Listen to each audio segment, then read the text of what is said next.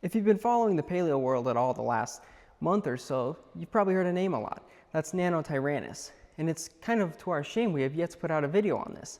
Don't worry, this week's Fossil of the Week is about Nanotyrannus. But you may be wondering, what is it? And I have with me a man who requires no introduction, but I'm going to give him one anyway. Pete Larson here. So Pete, you have something to say, don't you? I certainly do, Dino Hunter. So we have this wonderful paper that just came out here, I think it was last week, by Zanno and Napoli. And they say that Nanotyrannus and Tyrannosaurus coexisted at the close of the Cretaceous. That's the name of the paper. So in order to understand this, we need to make a closer look at this. This is the type specimen of Nanotyrannus that was originally described by Gilmore in 1946. And let me show you some of the things that he pointed out.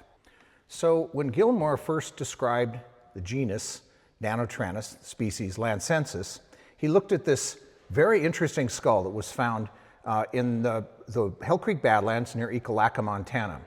And one of the things he noticed is this first maxillary tooth is actually incisiform. It's shaped just like the premaxillary teeth. Now this is a character that this dinosaur shares with Gorgosaurus. Hence, he thought it was genus Gorgosaurus, or he named it genus Gorgosaurus, and species Lancensis, something new. It's out of the Hell Creek Formation, now out of the Judith Formation. Now when Bacher et al. Redescribed this specimen in 1988, not only did they note this incisiform premolar, they also noted that the serrations on it were very weak, as well as the serrations on the premaxilla. And they also noted that these teeth were very somewhat uniform in shape, and there were a whole lot of them. There were, instead of the 12 normally that you might see, 11 or 12 in the maxilla of a T-Rex, they found that there were like 15 teeth in this maxilla. So they thought, okay, because it is not Judithian, it's millions of years separated, it must be a new genus, still retaining the name Lancensis, but they gave it the name Nanotyrannus lancensis. So after 1998, Nanotyrannus remained as a very valid genus.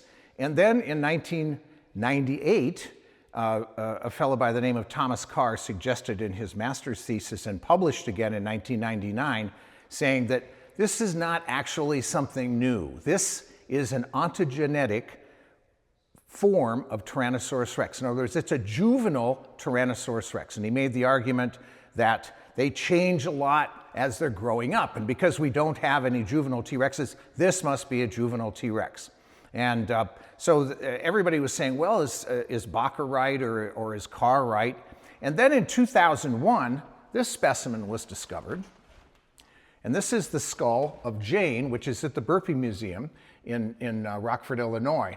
And as I actually was asked to come out and help collect this specimen, and we got it out of the ground pretty much intact. After it was prepared, we were able to go there with Bacher and Carr and Curry, and I were there, and we looked at this specimen, and I was looking at this and counting the number of teeth, and man, that's got a lot of teeth, and it certainly has this incisiform first maxillary tooth. It also has these weird teeth in the front, this little tiny tooth, and very different than Tyrannosaurus rex, serrations on both front and back, just like all the other teeth in the jaw. And then I saw this, and this is the quadratojugal. This has a pneumatophore. See that opening? That opens up into a chamber, an air-filled chamber in this bone. Now this is the only dinosaur in the world that has an air-filled chamber in its quadratojugal. And here we have, if we look back at the type, we have that same thing. We have this pneumatophore that opens up into an air chamber. And this was verified through CT scan by Larry Whitmer. So now we have all this interesting things going on, and we have, this is Jane's jaw, and we have these teeth which look very much alike as you go through the series. Unlike Tyrannosaurus rex is very heterodont. The teeth change a lot from position to position, from uppers to lowers. And we also see that in Tyrannosaurus rex, we have a lot of a lot fewer and more coarse sutures than we do in Nanotyrannus. And those teeth are pinched.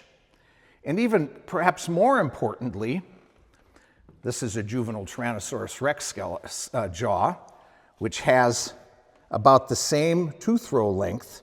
This has 12 teeth, this has 17 teeth. And after Jane was discovered, I said, there is no way this can be a juvenile T-Rex.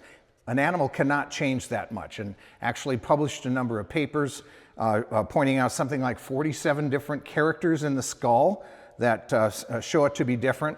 But this was pretty much ignored by the scientific community.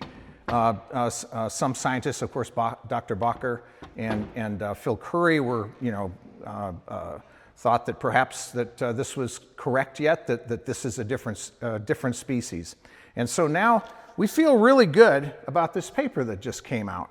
And in addition to these specimens that we knew before, the dueling dinosaurs was discovered in 2006 by Clayton Phipps. And in that, he found these wonderful hands. Both hands are there completely. Now, we only have a few hands from Tyrannosaurus rex, but one of the things that we noted was that every single bone in the hand of Nanotyrannus that's ever been found is bigger, literally, not just proportionally, is bigger than every hand bone we have from Tyrannosaurus rex.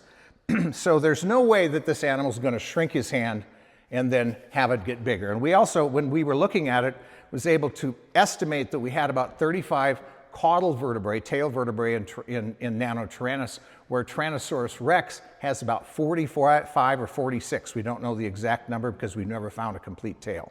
But this has a complete tail and it only has 35 vertebrae, more akin to Gorgosaurus. And so anyway, we had this exhibit here where I wanted people to kind of think about, is it Nanotyrannus or is it a juvenile T-Rex? And so now, after this is out, and of course I'd have done this earlier, but was pretty much ignored, we can now do this. So there's our new exhibit sign. As was just beautifully put by Pete, that's Nanotyrannus. I don't know if you guys noticed, look at his shirt. Perfect. How'd that feel, Pete? That felt really good, and it's really nice to see, again, Robert Bacher was correct. If you have ever read Dinosaur Heresies, you'll see there's so many things in there that everybody thought was BS, and he was almost always right. Maybe always right.